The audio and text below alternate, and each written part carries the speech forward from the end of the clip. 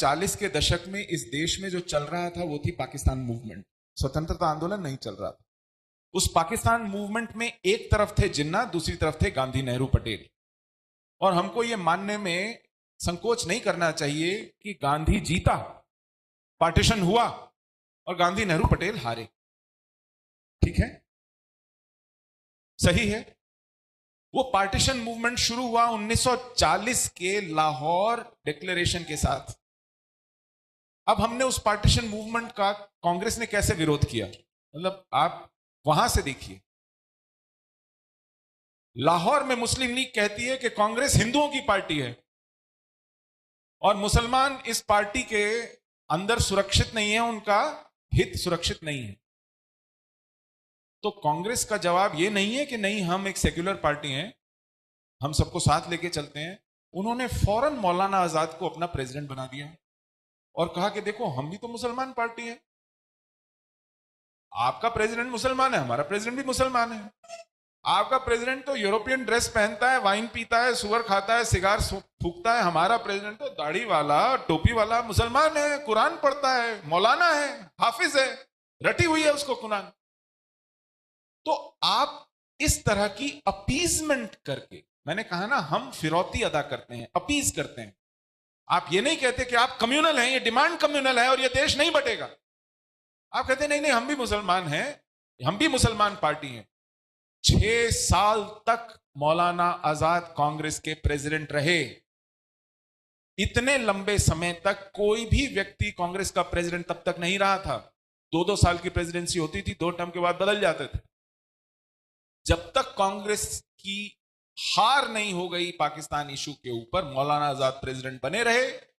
मुस्लिम league और खासकर जिन्ना कहते थे they are the show boys of Congress, और कांग्रेस इस नाटक पे अड़ी रही कि नहीं नहीं, we are as Muslim as you are, number 1। अब इतना नाटक करने के बाद भी मुस्लिम इलेक्टोरेट में कांग्रेस को क्या मिला? ये हिस्सा ये निजाम हैदराबाद था, इसके साथ लगता है मद्रास प्रेसिडेंसी। 28 मुस्लिम इलेक्टोरेट सीटें थी मद्रास प्रेसिडेंसी में। जब चुनाव हुए, कितनी जीती कांग्रेस ने? 0।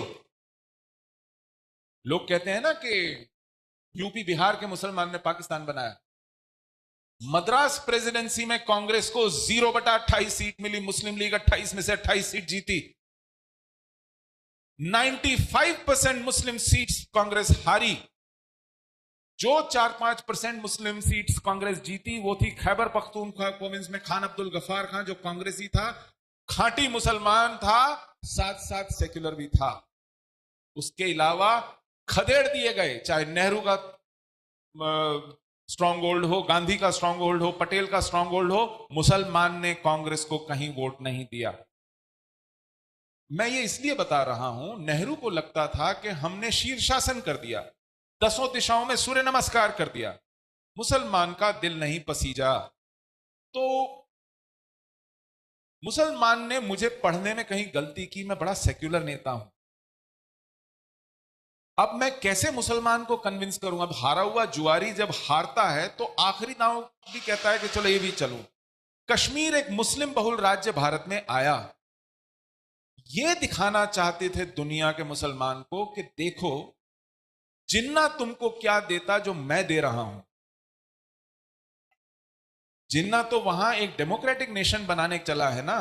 मैं इस देश के सेक्युलरिज्म को, रिपब्लिकनिज्म को, कॉन्स्टिट्यूशन को, डेमोक्रेसी को कश्मीर के दरवाजे पर ही रोक दूंगा।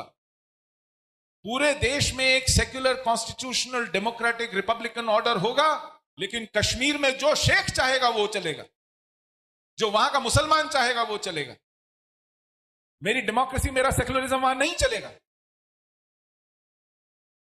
इसलिए कांग्रेस उस क्षण से इस देश में नई मुस्लिम लीग बन गई। उस क्षण आपको अगर सरदार पटेल का कलकत्ते में दिया हुआ भाषण, आजकल उसके वीडियो कहीं कहीं मिल जाते हैं, वो पूछते हैं भैया ओवरनाइट आपका मन कैसे बदल गया? कल तक तो आप सब पाकिस्तान मांग रहे थे, आज कह रहे हैं कि हम इस देश के वफादार हैं। वो सब कांग्रेस को वोट देने लगे जिन्होंने कांग्रेस को रिजेक्ट किया था, क्योंकि कांग्रेस की नीति ये रही कि अगर मुसलमान हमसे नाराज है तो हमने उसका दिल जीतना है। आर्टिकल 25 से आर्टिकल 30 तक हमारे कॉन्स्टिट्यूशन में ऐसी प्रिविलेजेस हैं जो हिंदू मेजॉरिटी को अवेलेबल नहीं है। आप अपने स्कूल में अपने स्क्रिप्चर्स, अपने शास्त्र नहीं पढ़ा सकते। आप अपने इंस्टीट्यूशंस खोलकर वहां अपना सिलेबस नहीं लगा सकते। स्टेट इंटरवीन करता है।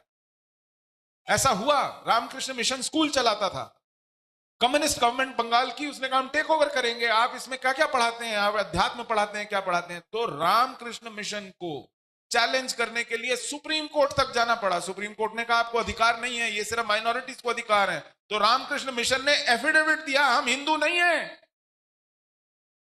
हम माइनॉरिटीज हैं। ये विकृतियां आई हैं इस तरह के कानूनों के कारण कि रामकृष्ण मिशन जैसे सिस्टम को कहना पड़ता है कि हम हिंदू नहीं है, जिनके मंक्स भगवा पहनते हैं। तो नेहरू ने ऐसा क्यों किया? ये सेकुलरिज्म की उनकी विकृत सोच के कारण था और उसके तहत कंसेशन, अपीजमेंट की पॉलिसी के कारण था। जिसको फिरौती चुकाते हैं उसको मालूम है कि इस देश से अगर कुछ उगलवाना है तो हिंसा कीजिए, दंगा कीजिए, आगजनी कीजिए, सामूहिक नरसंहार कीजिए, हत्या कीजिए। ये मजाक की बात है। वैसे एक बड़े वरिष्ठ कश्मीरी हमारे पत्रकार हैं, जवाहरलाल कौल, दिल्ली में रहते हैं।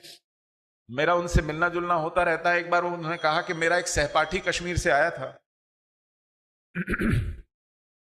मुसलमान सहपाठी था, दिल्ली आया मिलने। तो सहपाठियों में तो बड़ी अनौपचारिकता से, बेलागी से बातचीत होती है। तो उन्होंने उनको झड़कते हुए कहा, यार तुम लोग क्यों पागल हो गए हो? तुम्हें ऐसा देश दुनिया में कहां मिलेगा यार?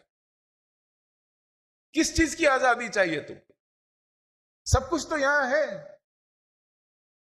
तो उसने उस जवाहरलाल कौल को क्या जवाब दिया, बड़ा रोचक है। उन्होंने पूछा कि यार तुम हिंदू लोग मानते हो ना कि कोई मंत्र होता है और उस मंत्र को अगर सिद्ध कर लिया जाए तो मनोकामना पूरी होती है। आप हिंदुओं में ऐसा कुछ मान्यता है? तो जवाहरलाल कौल ने मुस्कुराते हुए कहा कि हाँ साहब, सुना तो मैंने भी है, लेकिन